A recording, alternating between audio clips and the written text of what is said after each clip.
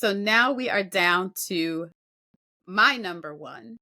And if you have spent any time here on the Pitchy Podcast, if you've been around for a season, a couple seasons, if you were here last week, last week's episode, you might know what my best of the best battle is.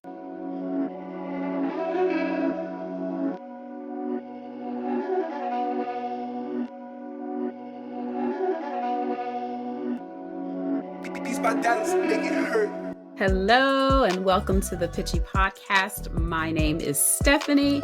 Here on the Pitchy Podcast, we are passionate about good music and a great vocal. Often here we will use the vehicle of NBC's The Voice to give you our takes on each contestant. We'll give our feedback and our takes on their voice and their overall performance. However, today is a special episode. You see, I am here by myself. We've given James the week off, and I am going to be talking about the best of the best battles. So in previous episodes, in the meantime and between time of as season 27 has come to an end, we have still been giving you episodes of our best of seasons 27. Please go to our season 27 playlist on YouTube to check out our best of the blinds, the battles, and so forth and so on. And we've also started a new series where we talk about who did it best. So we find one song that The Voice likes to reuse season after season and see different performances of that specific song. And James and I decide who we think did it best. We did a part one last week. Again, that is up on our YouTube channel. That is on any podcast platform that you can find the Pitchy Podcast. That was our latest episode. But today we are doing something that I've kind of been wanting to do for the past few years. So today we are looking at the best of the battles over the last 6 seasons that we have been doing the Pitchy Podcast. So it is only in that 6-season frame from season, I believe I did from season 22 to season 27. The best of the battles. The battles is James and my favorite round of competition, and many of our favorite performances overall in the past 6 seasons have been in the battle rounds. So these are my personal best of the battles. Yours may differ. After you hear my list, go ahead in the comments and please let me know what you think of my list and which performances you may have thought that I left out. So also on Patreon, because we are still on Patreon, we are still giving content to our Patreon community, and we are so grateful for everybody that is in our Patreon community. So on Patreon, they will not only get this episode early, but they will also get my honorable mentions of the best of the battles that I could not include on this list. This list is a top 5 list. I will have another 3 honorable mentions, and I'm also going to give a bonus honorable mention of the battles performance that I think James would have picked if he was a part of this episode.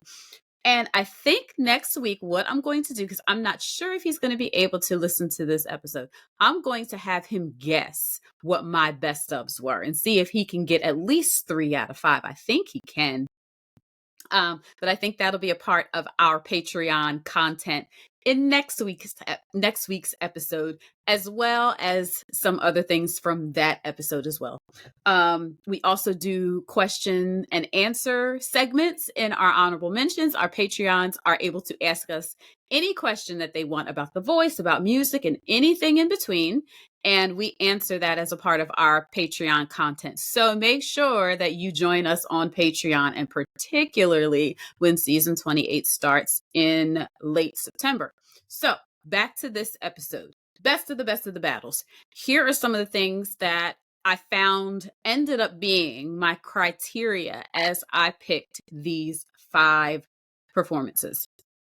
So the first two kind of go together, camaraderie and connection. I think for me, that's one of the things about music that I love, to see an artist not only connect with me, but connect with their BGVs or connect with their band. You see everybody and you can feel everybody, especially if you're looking at something live.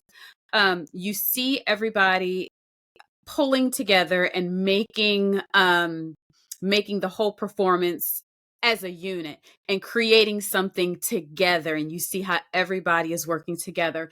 And with the battles, we definitely see that, because you have two performers or a group and another performer working together to put together the best performance that they can. I love to see when there is genuine camaraderie and connection between the two artists or the group and the artist that are putting the performance together. It's my favorite thing in the world, and it's one of the things that makes me extra love a battles performance. The next thing is an unexpected element, whether it's a song choice that you would not have picked, that I would not have picked for those artists, and um they completely just do an incredible job with it.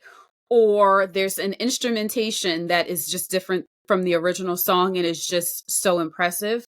Or just some other unexpected element. As we go through my list of 5, maybe some more of those will become clear. But just something unexpected. And then the third thing is, or third or fourth, depending on how you want to look at it, they just sang it down. Okay, there just has to be a sang down element about the battle where both artists, or the group and the artist, are just singing the mess out of the song. So now that we have our criteria, now that we know what today's episode is, let's jump right in. Number 5. So number 5 for me is Riley Tate and Michael B. Heartbreak Anniversary, the song by Giveon. And that is from season 23, Team Nile. On these days it feels like you and me. Heartbreak anniversary. Yeah. 'Cause I remember every time. On these days it feels like you and me.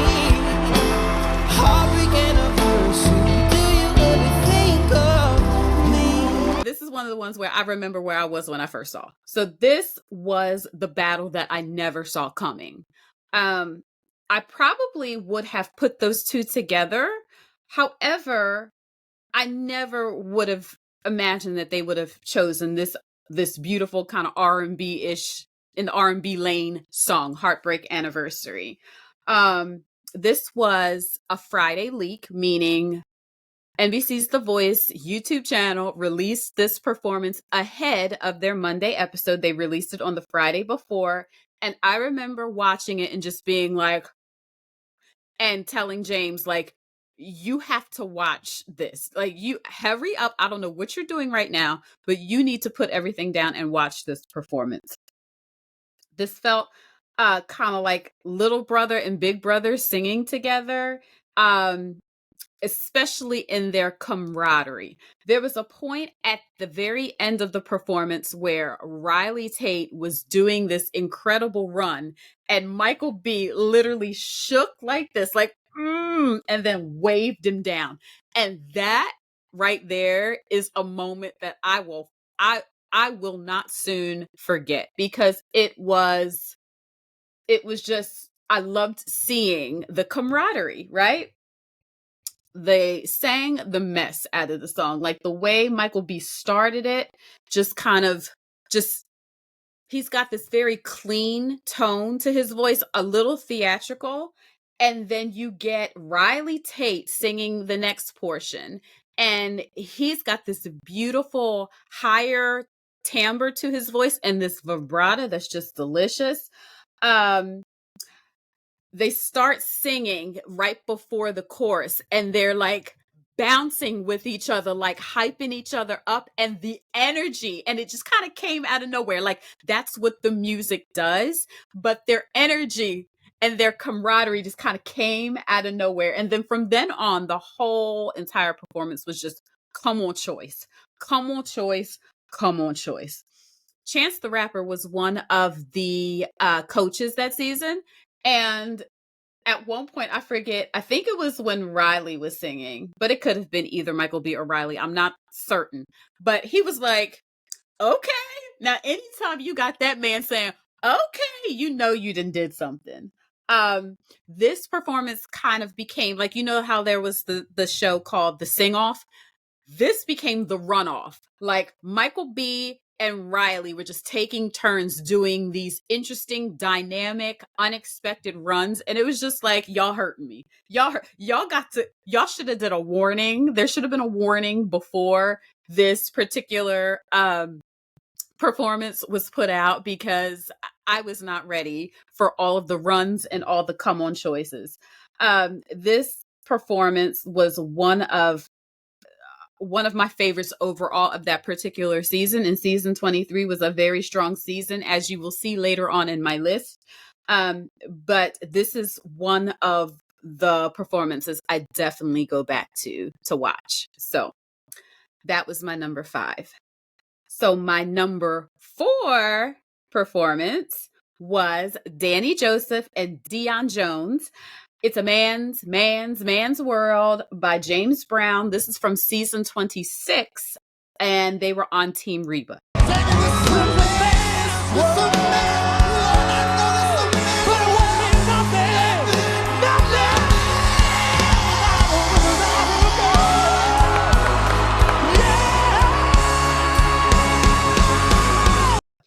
This performance was simply electric. It's electric. If you know the song, you know that the beginning of the song is just instrumentally epic. It's just like doom, doom, doom, doom, doom. And it's just like, oh, here we go.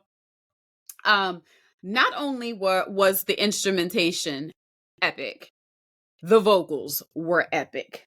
It was just a straight holleration battle. You had the rock holleration and runs and nuance, and the preach sir kind of in a rock tone coming from Danny Joseph. And then you just had straight gospel, church, bishop, deacon holleration sang down from Deion. Like, it was the most fascinating, because this is another one where this pairing was completely unexpected, but the song was perfection. Whether Reba or the producers, whoever picked the song for them, perfection. So in this particular performance, shout out to the band.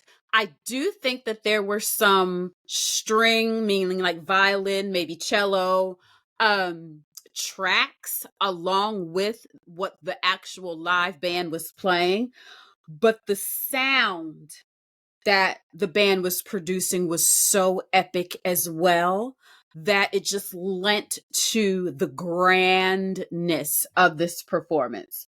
And this is another one where, again, the connection and the camaraderie. There was a point where Danny was just singing down. Okay, like that was the whole song, but there was a specific part where Danny was just singing down, and Deion was pointing at him like, "Sing, brother." And there was a couple times where Deion would say, "Sing, Danny, just sing, Danny," and I just loved it. It was, again, it's another one where I go back to and rewatch, because it was just so well done, and it was so full of energy, and it was just a full epic performance. So that is my number 4. So my number 3 is Bias and Jackie Roar, Need a Favor, Jelly Roll, season 24 of NBC's The Voice, and they were on Team Gwen.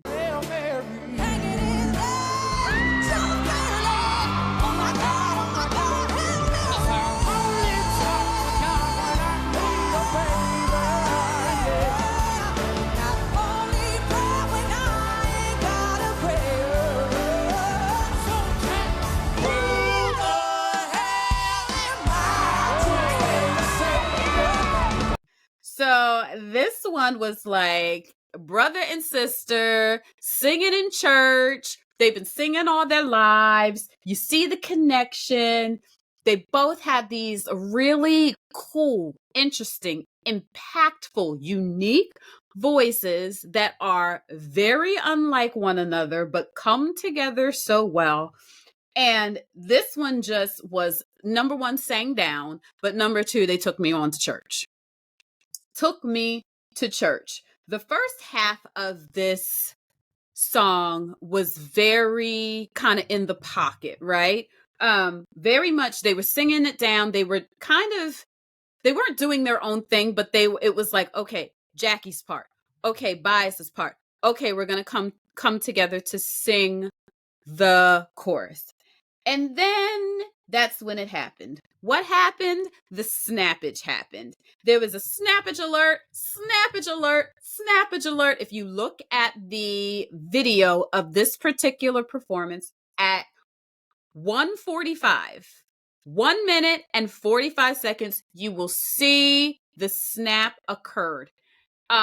It was during the bridge where I forget all the words to the bridge, but they sing the bridge through once and they sing it in an octave low. So hanging in there, just barely, that part. And then when they sing it again, Jackie Moore went up the octave. She said, hanging in there. And that's when the snappage occurred.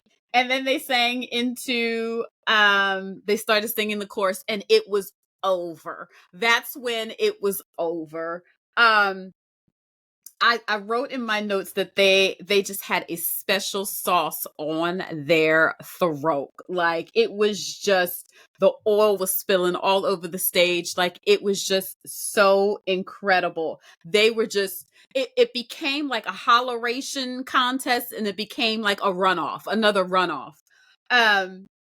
And there was a part where Jackie Roar had finished her run and Bias came over and tapped her on the shoulder like, we gonna get him right here, sis. And it was just like, and they sang the who the hell am I? And they sang it together. And they were just like a brother and sister, or people that have been singing all of their lives. These really good friends that have been singing all their lives. And the animation of it, the energy of it was, they were just having the best time. But the pat on the shoulder, like this part right here, who the hell? And I was just like, ah! It was off the chain. It was off the chain. Another one, again, my themes, you will see them throughout all of my picks. This is another one where I just go back to because it's such a fun listen. It's such a fun watch. And other than it just being fun, they sang the mess out that Jelly Roll song. So that was my number 3.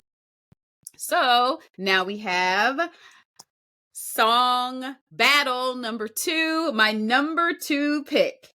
We're getting down to the wire now. This was Allie and D Smooth, Unaware, Alan Stone. This is from season 23. Like I said before with Riley Tate and Michael Bees. Season 23, they were Team Kelly. But I will run away.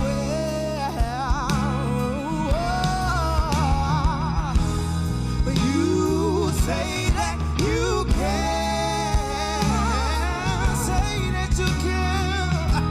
But I was unaware, babe. Oh my God. Okay, first of all, this song is just one of my favorites of the last 10, 15 years. One of my favorite songs. The minute I heard it, and then the minute I saw who sang it, I was just like, oh my gosh, like, oh my Lord. So this was the epitome of soul music in the brand of soul music that I love. The soul music, the R&B music that tends to have like a little bit of a gospel leaning. And that, to me, was brought the most by Miss Allie. And the most interesting one, not the most, because Her voice was the most interesting thing. An interesting thing about Allie is that she was a deaf artist. So the fact that she could not only sing in front of everybody on The Voice, and the way she was able to do that, but also being partnered with D Smooth and the way that they were able to put together this performance was absolutely astonishing. Everything that came out of Allie's mouth ended with some kind of run. She began the song before the song even began, before a word was even spoken. She started off the performance with, like, and I was just like, okay, it's a wrap. It's a wrap. She starts the first line, every day, deaf cigarette, or whatever the first line is. She ends the line with, I said, okay, we're done. I don't even need to hear D Smooth. And of course, when he comes in, it's R&B, 90s R&B deliciousness coming out of his mouth as well. The thing that I love the best about this performance is that it felt impromptu. It felt like they were just literally having a jam session and we were just in on it. It felt so very, and not in an unpolished way. It's when two really incredible artists come together and they're just jamming. And that's what this sounded like. And that was even kind of reconfirmed when Kelly was talking to them and talking to the other coaches about the rehearsals and things. And I don't even know if it was this particular performance, but she said of D Smooth that he never did the same thing twice. He never performed a song the same way twice. He's one of those artists that just performs really based on feel.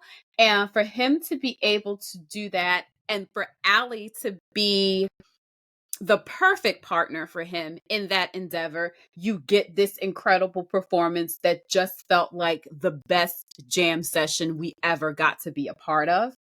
I have not heard, other than maybe Dion's performance with Danny, the soul that they gave me, Allie and D Smooth. I have not heard soul like that throughout an entire song in a long time on this show. And it was just absolutely delicious.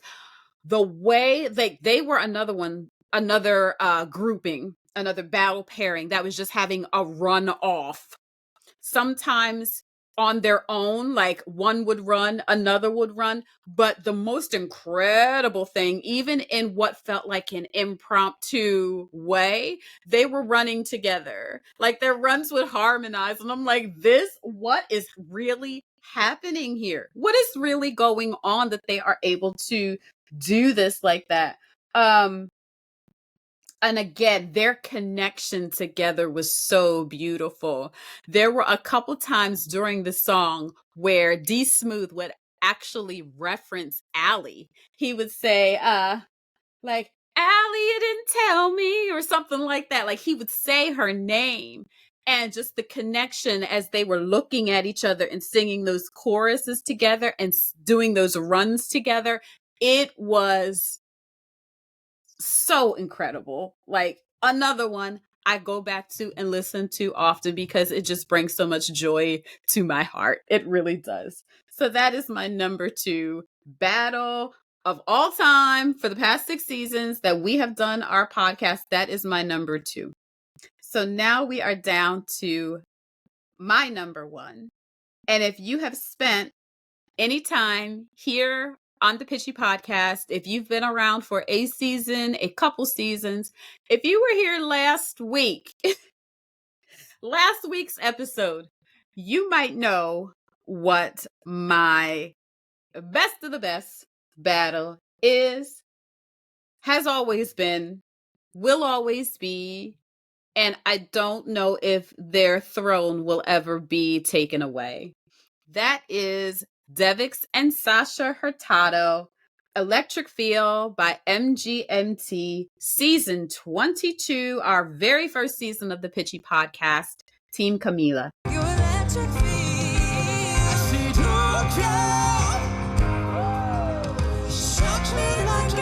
electric you, baby girl. Turn me on with your electric feel. So what you feel now, electric feel now. This is a song, a performance where I remember exactly where I was, and I remember exactly how I felt watching this performance. And what made it so magical, this will always be, like I said in last week's episode, this performance will always be magic to me. One of the main reasons for that is I had no idea about the song. I did not know this song at all.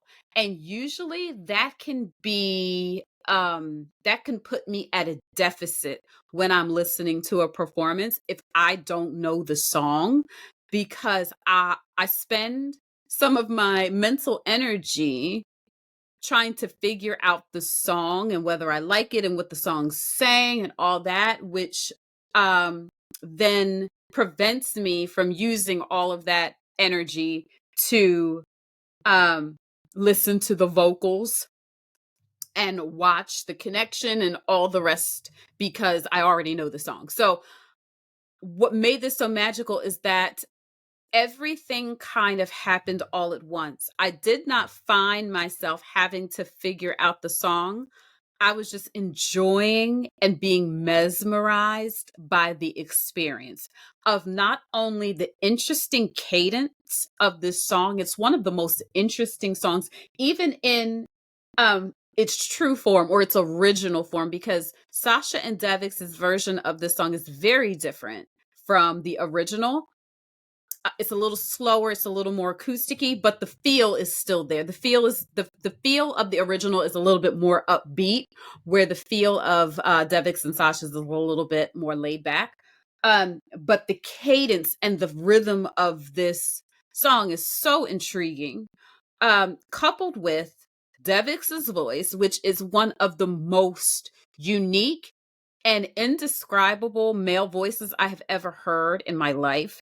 The way he uses dynamics, the way he uses yodel, the way, or like kind of flipping up into his falsetto, like suddenly, like there's a very distinct part in this song, if you've seen this performance, where they are singing the second verse, I believe is after the first chorus, and it's at the end of the portion of the verse that he sings, and he goes and he flips into this yodel, and it's like, whoa, what was I've never heard a performer do that, like, period, male, female. I've never heard a performer use their voice in such a way. And he was just, it felt like any tool in the toolbox of vocalization is what Devix had to utilize. Like, he had every tool in the toolbox of vocalization at his disposal to use at will, and it was phenomenal.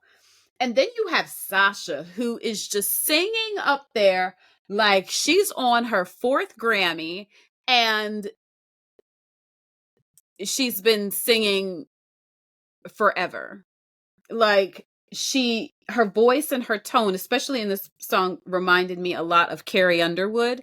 Um, and again, she was also a master of nuance, of dynamics, of using the falsetto and using her chest voice and flipping back and forth, really effortlessly to bring the song to life. The holleration, there are certain points in the song where she was just singing full throat, and it was just like, where is all of this voice coming from? And the way that they were able to, their connection to, because their connection was more subtle because they're both more laid back people. But the more that you watch this performance, and even having the privilege of talking to them both, and particularly, I think Devix brought it up. Like, he'll say, like, you can see me smiling, or you can see me giving like a slight grin, because this was a part that was a little tricky, or this was a part that was a little whatever. So you can see, if you watch, you can see that. And the way that they were able to craft this masterpiece, and I think Sasha would too, give a lot of credit to Devix for that, because he's the one that knew the song. She did not know this song. But the song, their vocals, the band, and the arrangement and instrumentation that they developed for this song was unlike anything I have ever heard. It was magical, lightning in a bottle.